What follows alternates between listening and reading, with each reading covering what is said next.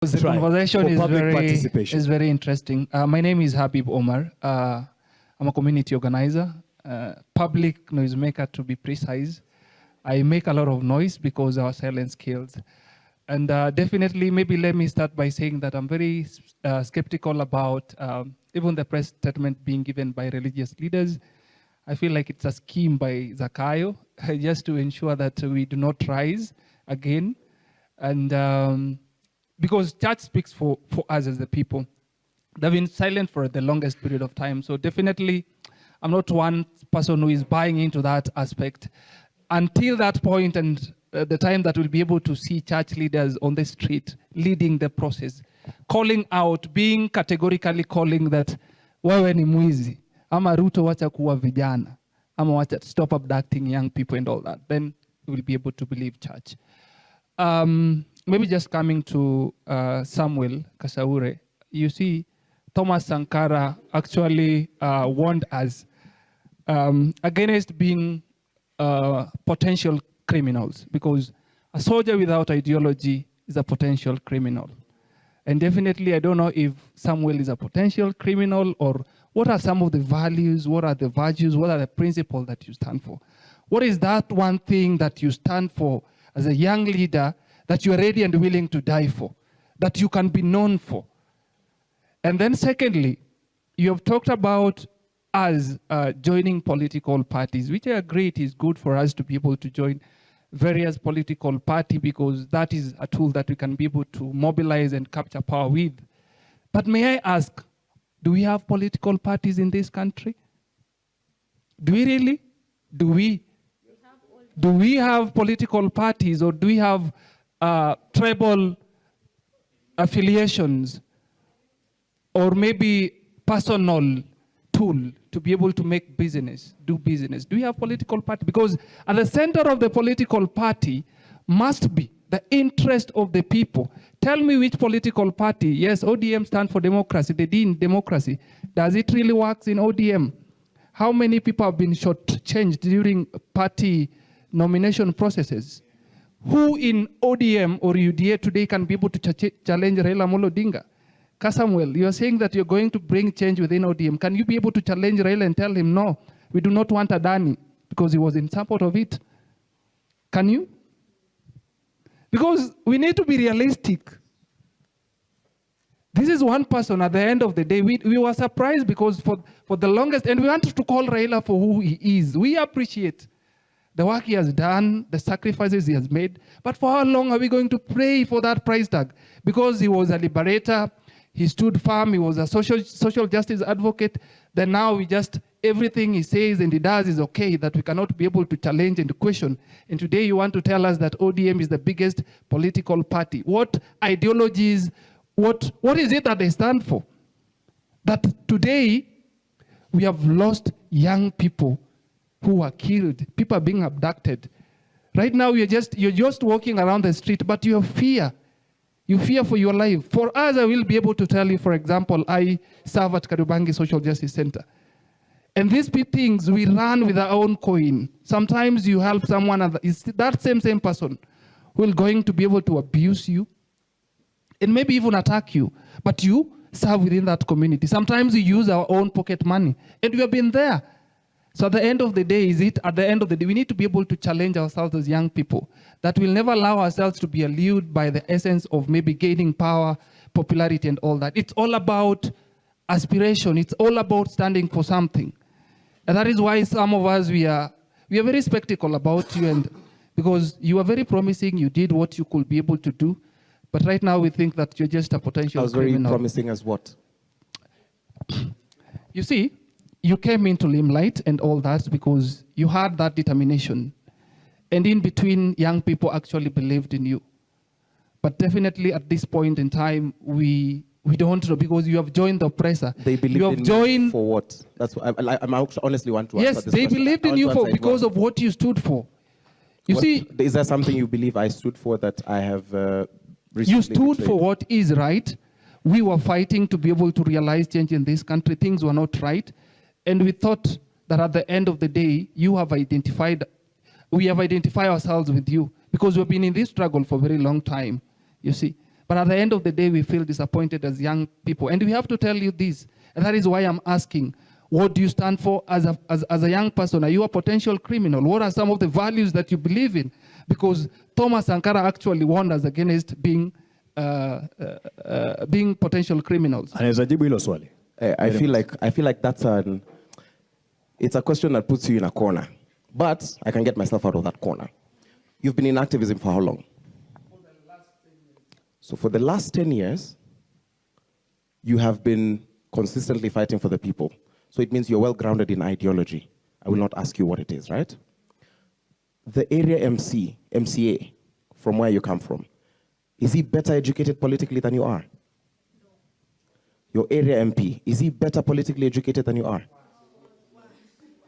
How comes then you are not in that position? You've been doing it for 10 years. You've been trying, right? Have you vied for the thing? You've tried, and so the Kenyans did not, yes, they made a choice, right? It's a thing which I was asking myself when I was, because I've come into this activism space as a fairly new figure. It's a fight I've been having with the people, saying that what is our alternative to the 500 shilling note? No amount of ideology. Sankara worked because he took power, right? Because right now, and I've asked you what you believed in me for, you can't even tell me. You just feel like, no, this man has disappointed us because he's joined ODM. But the question you've asked me, you should have said, because I've consistently said these are the things that I've been fighting for. The three things all of us have been fighting for: good governance, accountability in government, and lack of corruption. I have donated my body to the streets this entire year. You're talking about pocket money. Until now, and this is a dare which I saw today, I even was doing something on socials, I have not received a single cent from government. When we were at the height of protest, niliambiwa nilete list. I could have joined this government. I've had several opportunities. As we speak, being told now you can give us names of people you want to be nominated to members of committees and chairmen of committees. The reason why I still work like this is because, and why I've not beefed up security, is because I believe the only thing I have is my vest of morality. And as you ask the things I stand for, and why you would say, are there political parties? I'll take you back to 2022 then. We have a lot of political parties. We have, let's talk about the parties in the left. Name them. We have Ukweli Party, yes. We have Communist Party of Kenya. We have, yes, we have United Green Movement. We have RSL. We have Chama Mapinduzi. Kweli. PRP, All African People.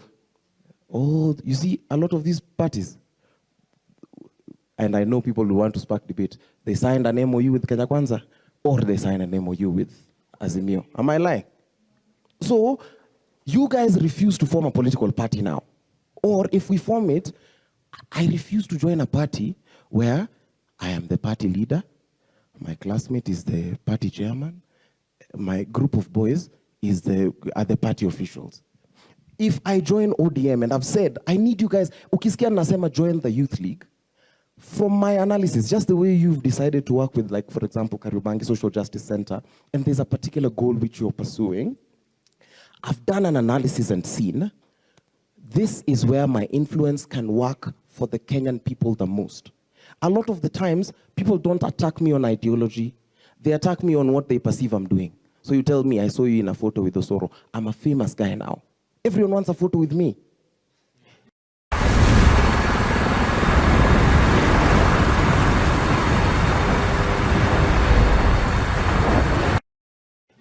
And I won't even be humble about it. It's true. Since I was sidanganyi, but ni sawa. I've paid for internet I've paid for worse prices, but I am not specifically saying that this is your best thing to do. But we cannot sit and become armchair revolutionaries, that all we want to do is write grants and proposals, go and do concerts, go and pick papers along riverbanks, and plant a few mbogas. Then one MP comes and says, lalisha hii kitu yote. and inalala. And you want to tell me that in this room, nobody has the potential to become an MP? Yeah, but all of you are very eloquent people, and you know, whichever political party you join, utapatiwa kiti as the youth person.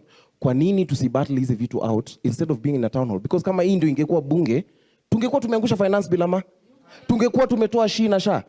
But hii kitu tumelalia. NHIF, when they wanted to change it, this is a conversation that started in 2021.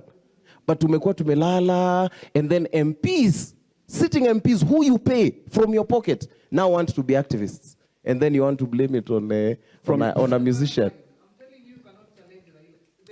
No, actually, that's what I wanted to build on. Are you able to, as part of ODM Youth League, challenge Raila Amolo Odinga? What give me a particular issue that I need to challenge. Very good, very good. Sawa sawa. Let's talk about Adani. Yes. I was with Baba the day before. I was with Baba the day before he spoke about Adani. And we had this really lengthy chat, and he shows me photos of and videos of them and the kind of work that the man has been doing, and tararara. And he tells me this is why, and I hear people are talking about Adani Gate, and I tell him, yeah, I think I just don't see how I don't see how this man is good for the country. I sat with Adani. No, I'm talking about Adani. This is, no, I didn't sit with Adani. I sat with Raila, told him. The Right Honorable Raila, and told him this is what I think about Adani. I'm still here right now. I'm still in the Youth League. Kwanza, that was even before I joined the Youth League. That was, I think, a day after, that was on the Monday after Bomas. So in this thing for challenging, you sit and you say you cannot challenge Baba, but you've not dared sit with him. You refuse to sit with him. All of us refuse to sit with him. And it's the same way, for example, I am not here, for example, to change what he thinks. I am here to change Kenya.